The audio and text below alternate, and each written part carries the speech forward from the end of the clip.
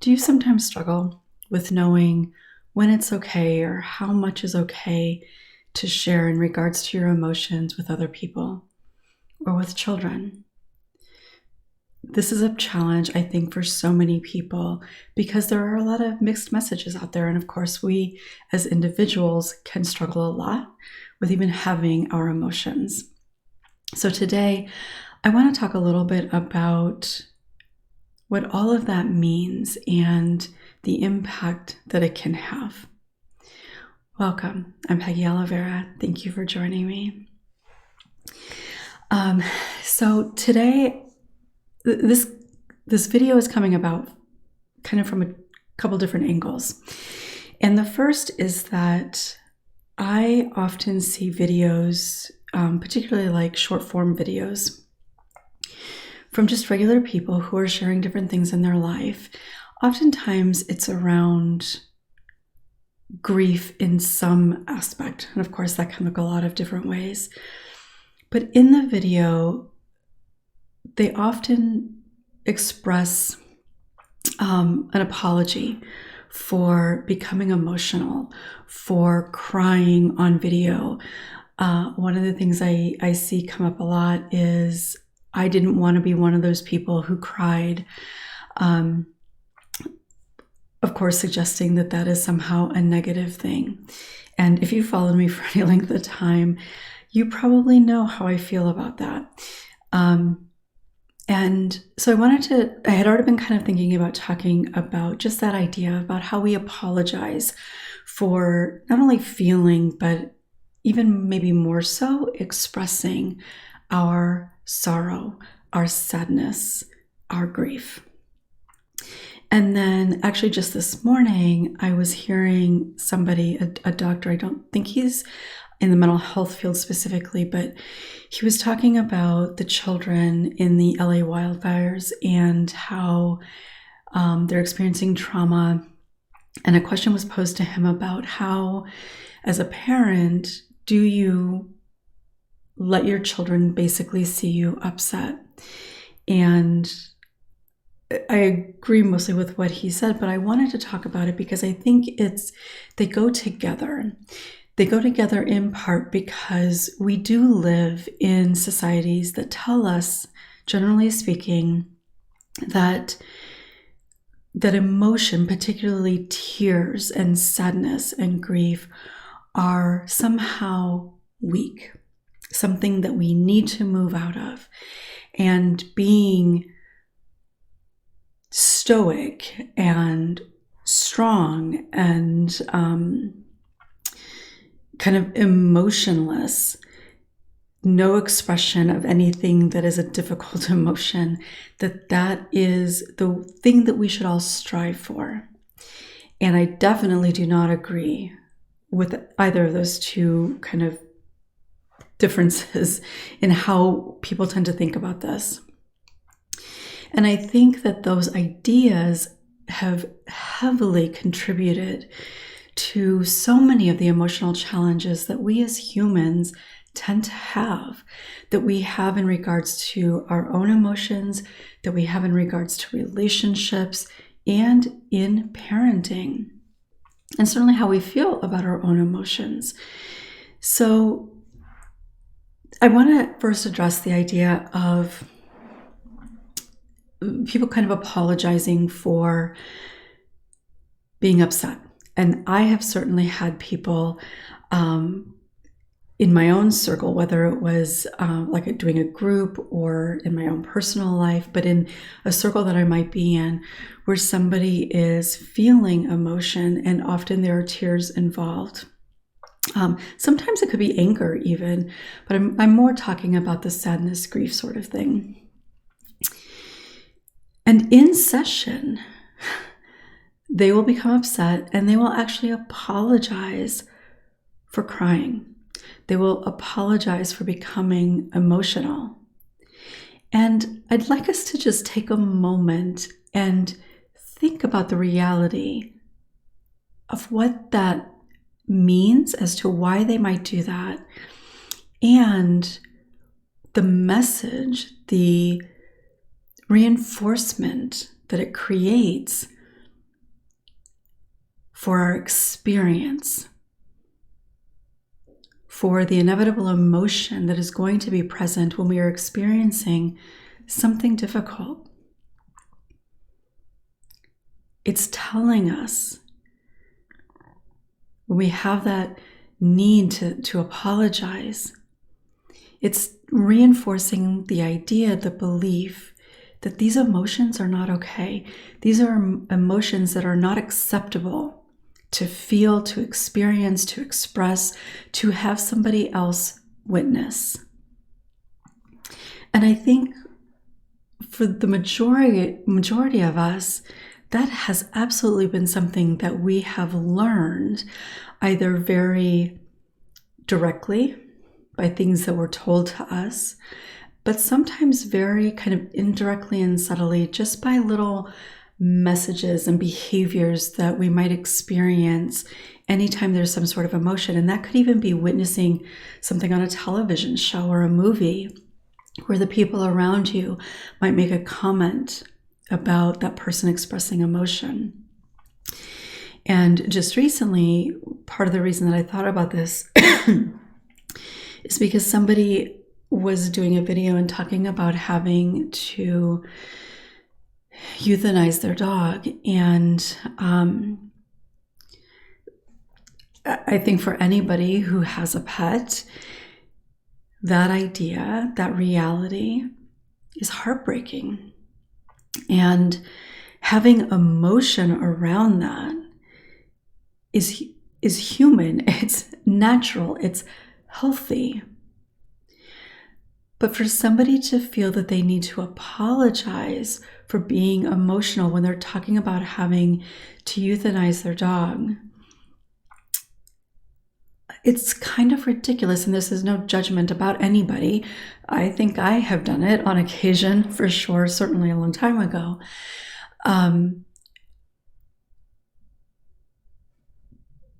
But the reality of what that means really is significant. And we have reinforced that over years and decades. And so on this healing process, when we are learning to reconnect to our body and our emotions and being able to feel kind of grounded and safe in experiencing them, when we have this idea that it's not okay, however we might believe that, it's really hard to integrate all these different parts of ourselves, all the emotions that we might have from the past and certainly the present. And in regards to kind of allowing ourselves to be emotional around other people, particularly as a parent, I struggled with this a lot. I did not want my children to see me upset because I know how hard it was for me when I saw my mother upset. And I was very much a caretaker to my mother. And it both kind of emotionally, but also just kind of physically because she was sick a lot. And so I tried to protect my children from seeing me emotional. In fact, I didn't even want them to come to my mother's funeral. They were 3 and 4 or 4 and 5, I can't remember right now. I didn't want them to come to my mother's funeral because I didn't want them to see me upset. Which, after going through school and training and being in the field for a while, I now recognize that that's not really ideal. But that is often, I think, an idea that we have, that we don't want our children to see us crying. We don't want them to see us feeling anything other than happy and content and in control. But the message that sends children is that those are the ways that we should feel. And if we feel anything else, it's not okay, because look, none of the adults around me feel this, so I shouldn't feel this either. And one of the things that came up in the conversation with the doctor earlier today was that it is okay to allow for children to see you cry, but it's important that they also see you be in control. and to not panic. And I don't necessarily disagree with that, but I do think, especially when you are experiencing something together, or when you're experiencing something that's kind of a normal, even if really difficult and challenging experience in life, like death, when we don't allow children to see us experiencing that emotion and expressing that emotion in healthy ways, then children make up things about what that means. And most of the time, it's not accurate. It feeds a belief to them that it's not okay for them, or that when we're feeling something or experiencing something, that it has to look a certain way. Now, I definitely agree that we don't want our children, kind of, whether they're very young or even as teenagers, we don't necessarily want our children to see us constantly upset and depressed, especially if we're not acknowledging it, if we're not talking about it, if we're not talking about what we're doing to move through it. Those things are important as well. And so in the case of a death or something like a major event in your life, certainly like a natural disaster,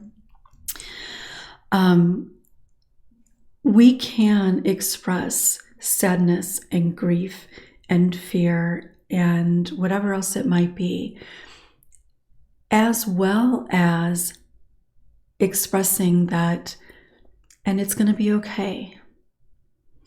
For example, in the situation with the wildfires, being able to feel tearful and be tearful and express the sadness of losing your home or being displaced for a period of time, and everything being kind of thrown up in the air, and not having your home and your bed and what's going to happen, and not having your school to go back to, and those sorts of things. It's important to be able to acknowledge the reality of that, right? You've heard me so many times talking about how important it is to validate what you've experienced and how you feel about it. That is what that is about. Being able to say it's sad or it's scary, or, I don't know what the outcome is going to be, but I do know that whatever it is, we're going to be okay, and we're going to figure it out together. And I am sad about this, but I'm also feeling confident or sure that we have what we need, or we'll be able to find what we need to be able to find a new home and to start a new school, or whatever it is. And so for a lot of you, a particular circumstance might be that, especially if you're on a healing journey, that maybe you're going through a period of time where you're struggling more emotionally.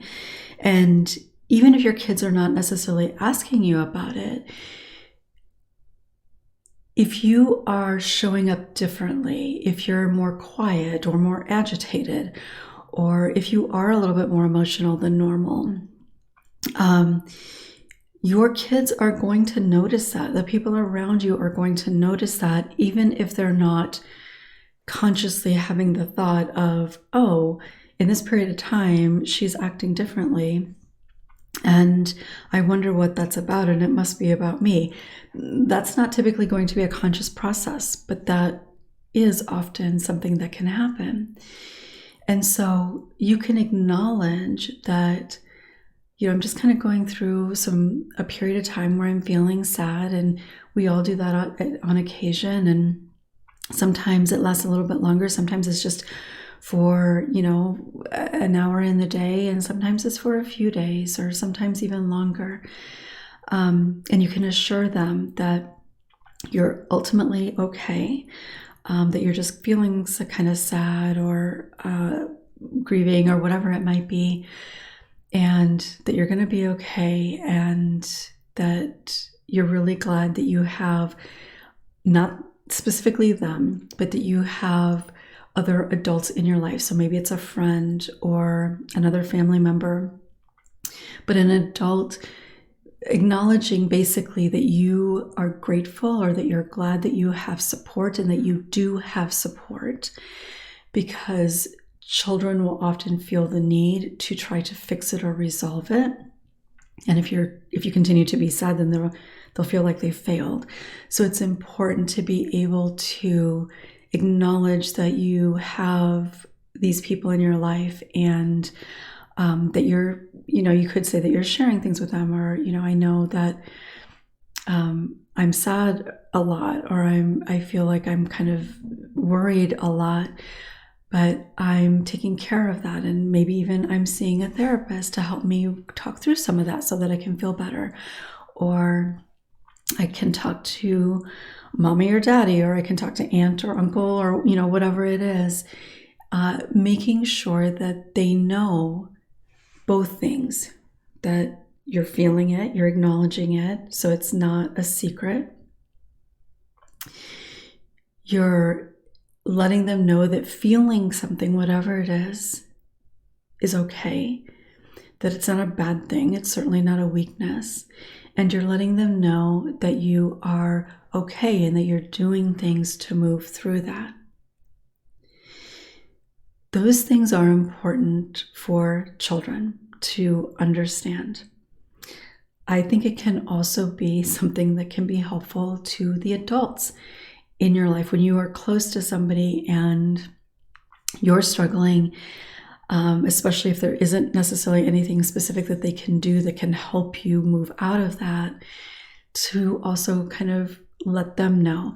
And the reason for this isn't necessarily so much about them, though I think that there can be benefit in that.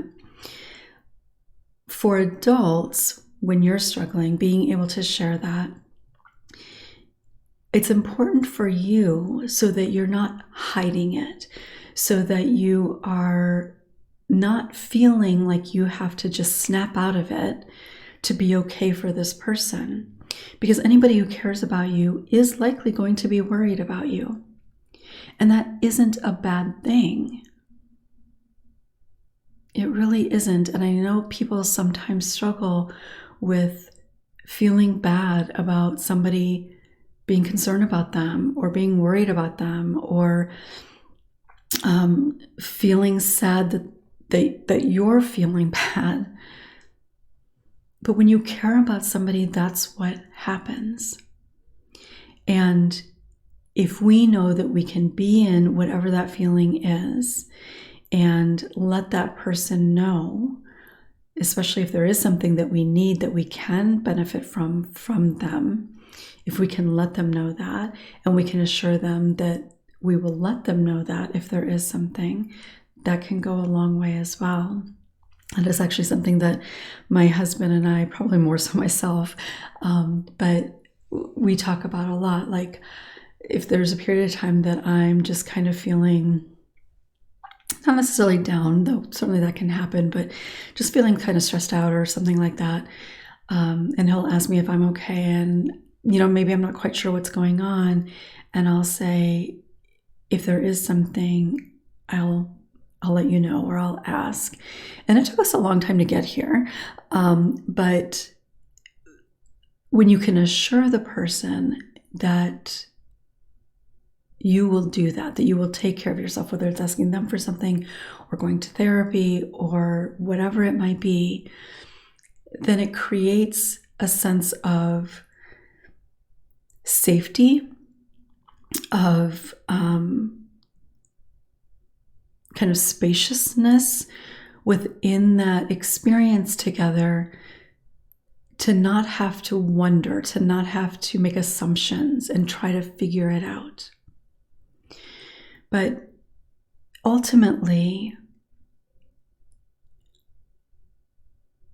when we hide our emotions, when we apologize for our emotions, we reinforce within ourselves and the people around us that emotion isn't okay. It's not acceptable.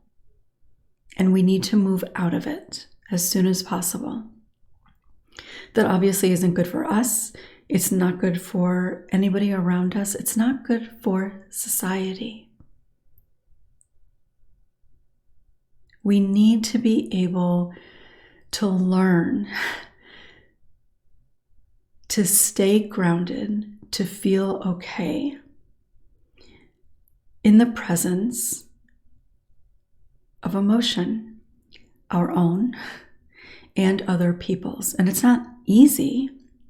But the biggest reason that it's not easy is because we've never learned about emotions and that it is okay to have emotions and what it means to have emotions. And that's part of the reason that we have not ever been able to really fully process so many of the emotions that we've experienced throughout our lives. But how we shift that as a society is by allowing ourselves to show up.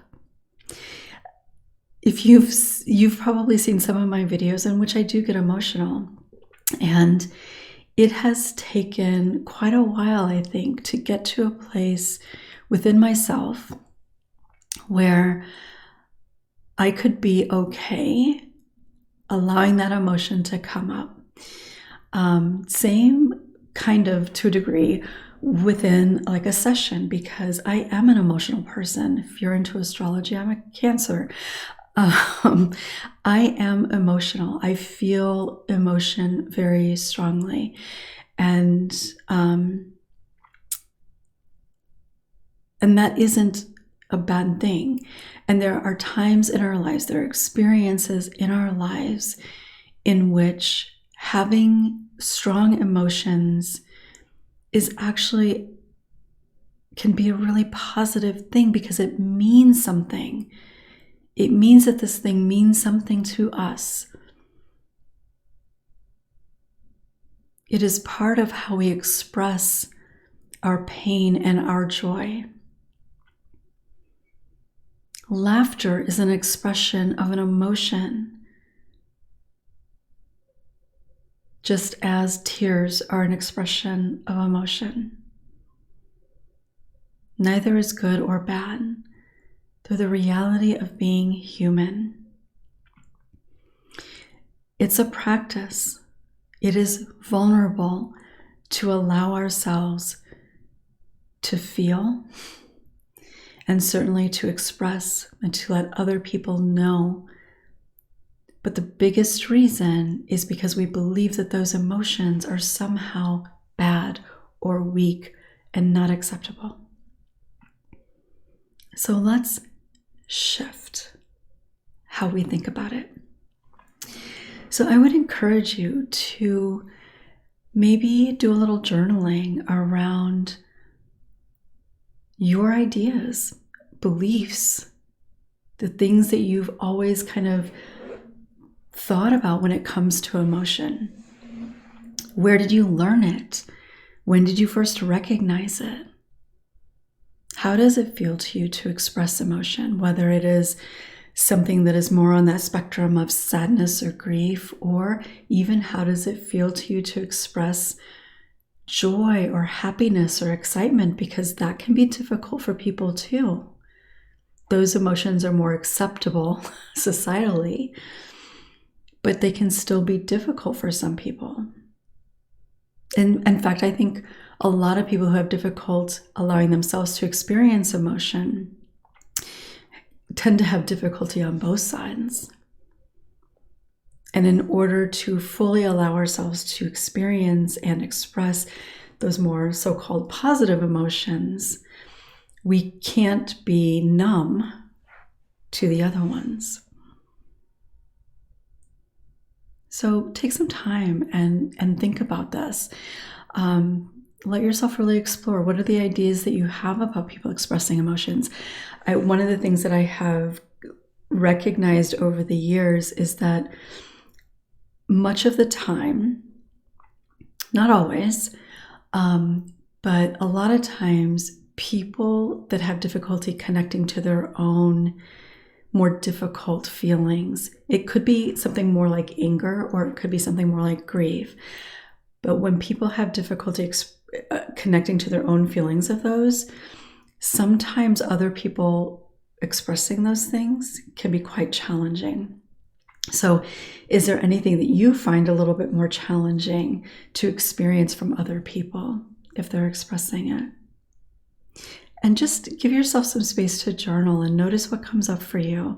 And if you feel comfortable, I would love for you to share that with us below, because this really isn't something that a lot of people feel comfortable talking about. Or, as I've said, actually feeling. But part of being a healthy, grounded human is being able to be connected to all the parts of ourselves. And the reality is that life is unpredictable. Life is full of so many different kinds of experiences, some absolutely beautiful and incredible, and some so deeply painful you're not sure you're ever going to be able to get out of it. That is the reality of life, unfortunately. But the more grounded we are within ourselves, the more we can allow ourselves to experience and flow with the various emotions that come up. And when we don't feel like we have to hide it from ourselves or from others, the emotions just truly do kind of ebb and flow. They pass through instead of getting stuck. They free up energy for us to be able to really feel into additional or new experiences. So I'd love for you to share anything that came up for you. Thanks so much for being here.